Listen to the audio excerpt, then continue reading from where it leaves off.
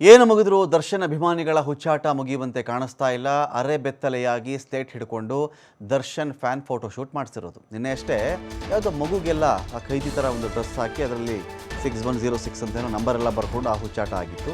ಇವತ್ತು ನೋಡಿದ್ರೆ ಸ್ಲೇಟೇ ಹಿಡ್ಕೊಂಡ್ಬಿಟ್ಟಿದ್ದಾನೆ ಇಲ್ಲೊಬ್ಬ. ಅರೆಬೆತ್ತಲೆಯಾಗಿ ನಿಂತ್ಕೊಂಡು ಫೋಟೋ ಶೂಟ್ ಮಾಡಿಸ್ಕೊಂಡಿರೋದು. ಖೈದಿ ನಂಬರ್ 6106 ಸ್ಲೇಟು, ಮೈ ಮೇಲೆ ಗಾಯದ ರೀತಿ ಬರೆ ಎಳ್ಕೊಂಡು ಪೋಸ್ ಬೇರೆ ಕೊಟ್ಟಿರೋದು. ಹಾಗೆ ಹೋಗ್ಬಿಡ್ಬೇಕು, ಇವನ್ನೆಲ್ಲ ಹಾಗೆ ಹಾಕ್ಬಿಡ್ಬೇಕು ಒಳಗಡೆ. ಇಷ್ಟೊಂದು ಆಸೆ ಪಡ್ತಾ ಇದ್ದೀರಿ ಏನರಪ್ಪ ಈ ಥರ ಡ್ರೆಸ್ ಹಾಕೊಳ್ಳೋಕೆ? ನೀವು ಇಷ್ಟೊಂದು ಇಷ್ಟನ ನಿಮಗೆ ಈ ಥರ ಸ್ಲೈಟು ಗೀಟು ಎಲ್ಲ ಹಿಡ್ಕೊಂಡು ಹಿಂಗೆ ನಿಂತ್ಕೊಳ್ಬೇಕು ಅಂದರೆ ಅಂತ ಹೇಳಿ ಏನು ಮಾಡಬೇಕು ಅಂದರೆ ಕೂರಿಸ್ಬಿಡ್ಬೇಕು ಒಳಗಡೆ. ಇದೊಂಥರ ಒಂದು ವ್ಯವಸ್ಥೆಯನ್ನು ಅಣಕಿಸುವ ರೀತಿ. ಇದು ಒಂದು ವ್ಯವಸ್ಥೆಯನ್ನು ಅಣಕಿಸುವ ರೀತಿ. ಇವನ್ಯಾರಾದರೂ ಕರೆದಿದ್ರಾ, ಈ ಥರ ಆಗುವಂತ ಹೇಳಿದ್ರಾ? ಇಲ್ಲ. ಏನದು ಹುಚ್ಚಾಟಗಳು ಅಂತ ಪ್ರಶ್ನೆ ಬರುತ್ತೆ ಇಲ್ಲಿ.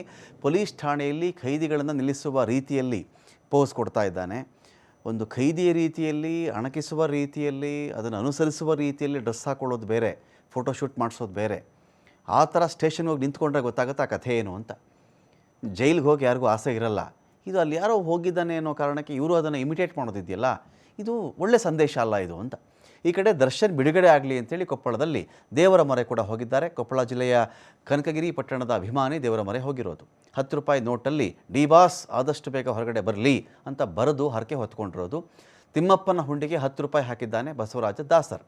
ಹುಚ್ಚು ಅಭಿಮಾನಿಗಳ ಫೋಟೋ, ವಿಡಿಯೋ ಜಾಲತಾಣಗಳಲ್ಲಿ ವೈರಲ್ ಆಗ್ತಾ ಇದೆ.